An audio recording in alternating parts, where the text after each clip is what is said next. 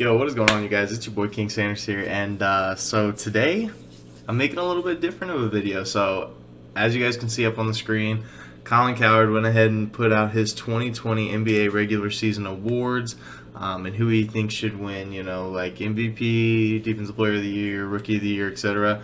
So Colin Cowherd and Skip Bayless are one and the same in that aspect, in the fact that they say like the stupidest things just so that way people will like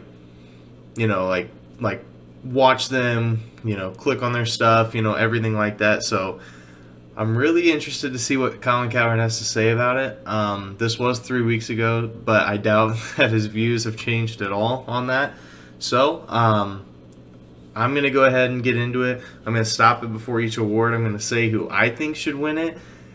Because I really hate the NBA awards, I'm not going to lie. A lot of them, they are given out for very stupid reasons, and I really just, I really hate it. But I'm going to do it anyway because I am extremely interested in what he has to say. So let's go ahead and get started. All right, Joey, here we go. We have NBA awards getting voted on here very quickly. Let's tee them up. All right, Rookie of the Year. Okay, so now, Rookie of the Year. Rookie of the Year is an extremely interesting one for me. Because I think, honestly, it has to go to Ja Morant, just because of the fact that it's literally either him or Zion, and Zion didn't play nearly enough games to win Rookie of the Year. Because Joel Embiid back in 2011, he honestly should have won Rookie of the Year, his rookie year, but he didn't play enough games, and that was their argument as to why he didn't get it, etc., etc. So that's with that being said, if we're going based on that, obviously Ja Morant has to win it. I think that if Zion played a full 82 games, or even 60 plus games, I could definitely see Zion winning it. But other than that, Kendrick Nunn, he had a really good year, but he just wasn't better than Ja Morant. Yeah, I think it has to go to Ja Morant.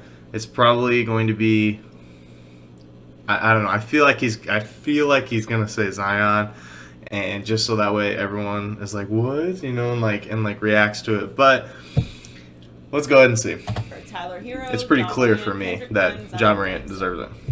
Zion. So he did. Yeah, he picked Zion. Like I said, he knew that was what was gonna get him views, was saying Zion. So. Now, let's just see what his reasoning is. He never scored 30 or more in a game. Zion did it 3 times. Wait, so you have to score 30 or more points in a game to win Rookie of the Year? What? Okay. I'm actually pretty sure that the other night, like 2 nights ago, he actually scored 30, but whatever. In his last 11 games. Tyler Hero, that's Zion interesting. Williamson, who simply had better I didn't numbers. even. By the way, at the beginning of the year, maybe. As a team are over 500. The Grizzlies are under 500, so for me... Yeah, but the Pelicans are actually a really good team. They got Drew Holiday, they got Brandon Ingram, they actually have Zion now. They've got really good pieces, but the Grizzlies don't have anything other than Ja Morant and Jaren Jackson Jr., so that's a really stupid argument, but whatever. This is not terribly difficult. By the way, in the last month, Zion Williamson, in the last month, shot 50% from 3-pointers, and that was the knock on him coming into the league. He can't. 50? But how many? Hold on. Let's just look at something real quick.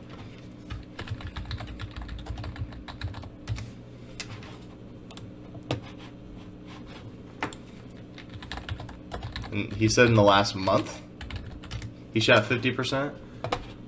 Okay. Well, how many? Let's see. In the last month, 3-pointers. He's attempted 0.6 3-pointers. It's not like he's chucking those up. He's not. I'm trying to find. So the last month, right, would be from here. Wait, well, it'd be, I guess, from the bubble. So from here, did he even wait. He shot 1 3. right? Or am I maybe I'm completely reading this wrong. But this is from July 30th. This is from August 11th. 3-pointers attempted from here down is 1. So in the last month, he's taken 1 3. Whatever. I'm just gonna keep watching this. That became one of his strengths. So Zion wins my Rookie of the Year. Okay, most improved player is really interesting to me. I think genuinely 100%. It should probably be Devontae Graham. I saw some crazy stats where 2 years ago, or well, I guess last year, he was averaging only like 4 points per game. He had like 4 starts his entire like season, and then now all of a sudden he's averaging like 18 a game and all this other stuff. He's putting up like 14 extra points per game. Like he's actually playing super good. So he should be in the race. I think that he genuinely deserves the most improved player, but I don't think he's going to get it. I think they might give it to either Luka or Bam Adebayo. I can't think of any other names off the top of my head, but Brandon Clark. Brandon Clark had a really good glow-up year as well, so I am interested to see, who they have in the runnings and who he picks. So, most improved player: Bam Adebayo, Devontae Graham, Brandon Ingram, Jason Tatum. Oh, Brandon Ingram and Jason Tatum. This is not as easy a pick for me. I'm really? gonna go Jason Tatum. He's averaging 8 points more a game than he was last year, and again, he's already got a fairly Devontae Graham's established averaging like game. 14 more. So he added almost a third to his game. The Celtics, I also believe, were a dark horse championship Adding a third team. of what? He was I'm second so in lost. the NBA over the last month in points per game. So not only did he improve, his last month was exceptional. For defensive... I'm not the one making this list, obviously. I'm not the one making my choices here. But I probably would have went Devontae Graham. I mean, I'm going to take a look at his stats too, but I'm 99.9% sure. I don't even know how to spell his name. I can't spell. Devontae Graham. Okay. Let's see over the past 2 years. Yeah, look. 4.7, and now he's averaging 18.2 with half another steal, like almost 5 more assists, and 2 more rebounds. I mean, that's most improved, man. I mean, that's some crazy numbers, but whatever. Like I said, I'm not making this list. So. Player of the Year: Bam Adebayo, Giannis Antetokounmpo. Oh wait, Defensive Player of the Year. Okay, so. Defensive Player of the Year, I mean, that's always going to be a tough one just because there are, like, very few players that actually, like, try on defense all year. Some of those players, obviously, Bam Adebayo, he's been very good on the defensive end. He's been really anchoring down for that Miami Heat team, that really young Miami Heat team. Giannis has been playing really well on defense. And trying to think of some more names. I mean, obviously, Rudy Gobert is going to be in the race every single year because that's literally all he can do is just defense. Maybe one of the Clippers players. I doubt it, but maybe. So I'm interested to see what they have. Anthony Davis or Rudy Gobert? Anthony Davis, yeah. I don't think this Anthony one's Davis. terribly close. This is a slam dunk Giannis. for Giannis, Okay. and I do love Rudy Gobert of the Jazz. I'll explain in a second. Giannis, people guarded by Giannis shoot 36% from the field. That is best in the NBA. So Wow. if Giannis mans you up, you become a poor offensive basketball player. And he's also That's a good stat. leads the NBA in defensive rating. He's also number 2 in rebounds. Okay. So the only reason why I was a little surprised on that one is because I don't think Giannis is going to win Defensive Player of the Year, and the only reason why I think that he's not going to win Defensive Player of the Year is because I think he's going to win MVP. Odds are if he wins MVP, he's not going to get Defensive Player of the Year too. I mean, they'll probably end up giving it to, out of these 4, they'll probably give it to Rudy Gobert, I don't know. I could see it going many ways. I'd say either Rudy Gobert or Bam Adebayo for sure. I don't think they'll give it to Anthony Davis. Anthony Davis has had a really good year, but I don't think it's like, you know, to the point to where he deserves that Defensive Player of the Year. I think Rudy Gobert, like I said, that's all he's good at is defense, so I could see him winning it. Bam Adebayo has just been an absolute tank this entire year, other than the past few games in the bubble. But that's right, we won't get into that. So let's go. Let's just keep going. Third in rebounds. Coach of the Year: Mike Budenholzer, Billy Donovan, Nick Nurse, or Frank Vogel? So for me, this is really interesting. I think that Nick Nurse deserves it. You know, well, I mean, I could see Billy Donovan, you know, like, I could see Billy Donovan winning Coach of the Year. I mean, you know, everyone thought that they were going to be absolutely terrible. So, I mean, and now they're, you know, like pushing mid, like top 5 standings or something. So that's an interesting one. I don't know. Budenholzer could obviously win it just because he's got Giannis on his team, going to carry him, and they're the best team right now, well, according to the standings. Obviously, same goes for Frank Vogel, but I don't know. I mean, I could see Spoelstra. I mean, Spoelstra's had a really good year too. I don't know. Let's just see. I'll go with a surprise here, Billy Donovan. Okay. We thought they had a respect chance, Joy, to be the first or second worst team in the NBA. They were rebuilding, That's right? true. Westbrook left. Yeah.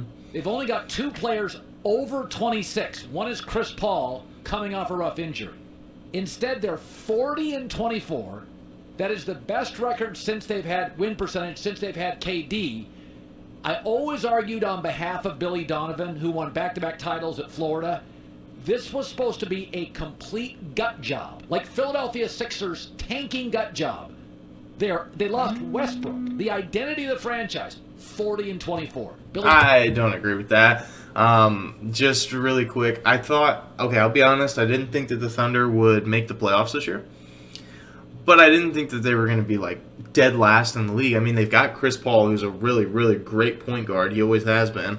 They got Shai Gilgeous-Alexander, who's on the rise. He's going to be a great 2 guard. They have Danilo Gallinari, who's definitely nothing to mess around with, and they have Steven Adams. I mean, that's a good little core right there. I didn't think that they would be dead last, but, you know, it's his. Donovan, my Coach of the Year. Sixth man of the year. Sixth man of the year. Oh, I love this award. So, obviously, you can argue every year that it's going to be Lou Will, but I genuinely... I don't know. I mean, they have the Clippers literally have Montrezl Harrell coming off their bench too, putting up like 20 and 10 off their bench. I mean, that's some really good numbers. That's a good ass 6-man. I mean, he's not scoring the ball like he's not putting up like 30, 40 a night, but off the bench, he's a really, really good role player. I'm really interested to see who else they have up here, because obviously both the Clippers are going to be up there. Let's just look real quick. Oh yeah, they have D Rose and Dennis Schroeder. So I was looking, I saw somewhere that Dennis Schroeder off the bench is putting up 20 and 10, or 20 and like 5 or 6 assists. Those are really good numbers. Obviously, would love my boy D Rose to get it, but I don't think he will. I mean, he's averaging like 18 off the bench. Don't get me wrong; those are really, really good numbers. But I mean, Dennis Schroeder, he's almost averaging like 20 and 5, and he's got Shai Gilgeous-Alexander he's behind, and Chris Paul. Those are 2 really hard competitions to go, or like 2 people to compete with. They're really good players. I don't see Lou Will getting it. I really don't. I mean, Lou Will could win it every year, arguably, but I don't see it this year. I really don't see it. I think Dennis Schroeder should get it, or Trez. I don't think Lou Will should win it. Derrick Rose, as much as I would love for you to win it, I think you're just a little bit too low on it. So let's see who he's got. Or Lou Williams. Which Clipper? I'll take Lou Williams. To come off the Lou bench, Will. he scored 20 points or more in 25 games. And why this is impressive is it is a deep team. This is not a team that needed Lou Williams to drop 24 points a game. They've got multiple scorers. But oh yeah, but then other than that, they don't. I mean, they only have Landry Shaman off the bench, and he's not going to put up more than like 10. So having a player that can score like 15, 20 off the bench is, it's really good. But a whatever. veteran player off the bench on a deep team in the West averaged 19 points a game this year, which So off did the Dennis bench in Schroeder. the NBA is a ton of points. So did Dennis Schroeder, but whatever. Obviously, Colin Cowherd is the host of the show, not me. So, MVP. I hate the MVP award more than any other award there is. It's so up in the air. It's literally like how do you determine MVP? Sometimes it's the best player on the best team. Sometimes it's the player that averages the best stats. Sometimes it's the player that brings a nobody team up to something. It's just there's so many different viewpoints on MVP, and it's just it's so, I don't know, it's so opinionated, and I really, really hate that. A lot of times it's whatever person is hyped up the most, and I really hate that, because for example, I'll be honest, okay? There's been a couple times that I've seen that there's been some players that should have won MVP that just they didn't. Obviously, as you guys know, I'm a huge James Harden fan, but no bias aside, I mean, if you think about it, because last year, Giannis had a phenomenal year last year. Don't get me wrong. Giannis had an amazing year. But their argument that he won MVP was he was the best player on the best team. Okay, cool. That's fine. But what about 2 years ago when Westbrook averaged a triple-double, but James Harden was averaging 35 and 10 and was a rebound off from averaging a triple-double? And they had a better record. I mean, it's so, I don't even know. It needs to be either the same every single year, either the best player on the best team every single year, or it needs to be, I don't know, it just needs to be way more even, and I just really don't know, they just need to make it the same criteria every single year, and I would be happy with it. I really would. Okay, but my opinion's off to the side. The MVP, I think, is going to be Giannis. Like I said, I just think that as much as I don't really want Giannis to get it, I think he will, just because, once again, he's got the Bucks on his back and he's taking them in. And they built the perfect system around Giannis. I mean, they have Giannis, who is a very much so drive heavy guy, and they got shooters all around him. They got Chris Middleton around him, Dante DiVincenzo around him. They picked up Kyle Korver around him. They got still Eric Bledsoe around him, George Hill, all shooters, or all people that are able to shoot. I wouldn't really call Eric Bledsoe or George Hill shooters, but they're able to shoot. So I think that Giannis will win it, just because that's just the way the media is. Truthfully, there's 3 ways to look at this. Honestly, Giannis is probably the best player on the best team. LeBron is obviously a 35-year-old man putting up crazy numbers, so he deserves it. But if we're looking at straight stats, James Harden deserves it. James Harden is averaging, 35 again? He's averaging 35 and a high number of assists. I don't even remember the exact stats. I'll have to look it up later. But he's averaging really, really good numbers again. So if we're going based off just stats, James Harden wins it. If we're going based off of the fact that LeBron is getting kind of old and he's still putting up the same numbers, he deserves it. If we're going off best player off best team, probably Giannis. So it just sucks that there's so many different ways that MVP can be voted for, and I really hate it. I really hate it. So let's just see who he picks. Finally, MVP, Giannis Antetokounmpo, Luka Doncic. Oh, Luka too. Harden, Completely forgot about Luka. Luka's a great player. He's not there yet. LeBron James. So the Lakers have a new free agent teammate, Anthony Davis, a new roster, a new coach, a new assistant coach, a new offensive system, and they finished as the #1 seed in the West He's also playing a new position, and LeBron... Okay, wait, hold on. Okay. I'm not mad about his pick about LeBron. I think that LeBron, like I said, he's starting to get a little bit older, and so he is and still putting up those type of numbers. That's phenomenal.